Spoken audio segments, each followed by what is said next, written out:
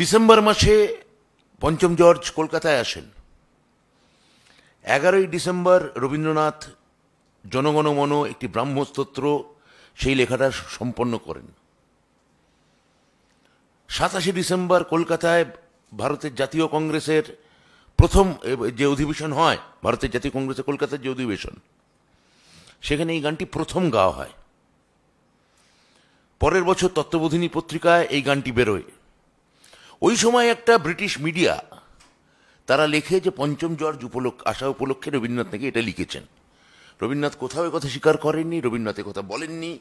এটা একটা ব্রিটিশ মিডিয়ার একটা কায়দা করে খাইয়ে দেওয়া খবর, যেটা বিজেপি এখন, যেহেতু বিজেপি ব্রিটিশদের দোসর ছিল স্বাধীনতা সংগ্রামে, যেহেতু আরএসএস বা জনসংঘ তারা সাপোর্ট করত ব্রিটিশদের, ফলে এই ব্রিটিশ মিডিয়ার গালগল্প তারা এখন খাওয়াতে চাচ্ছে।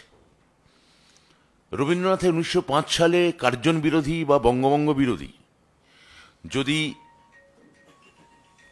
বাংলার মাটি বাংলার জল গানটি রচনা দেখি বা রাস্তায় নেমে আসা দেখি, 1919 সালে রবীন্দ্রনাথ জালিয়ানওয়ালা বা ঘটনার পরিপ্রেক্ষিতে নাইটহুড যদি ত্যাগ আমরা দেখি, তাহলে বুঝবো যে 1911 সালে রবীন্দ্রনাথ কখনো পঞ্চম জর্জের আসা উপলক্ষে এই গান তিনি রচনা করেননি। এটি একটি পিওর, এটি একটি ব্রাহ্ম সঙ্গীত। ফলে রবীন্দ্রনাথের নামে এই মিথ্যাচার বিজেপি দীর্ঘদিন ধরে চালিয়ে আসছে। পরে ব্রিটিশ মিডিয়াও জানিয়েছিল যে এই খবরটি তাদের যে ছাপিয়েছে তারা, এটা ঠিক নয়।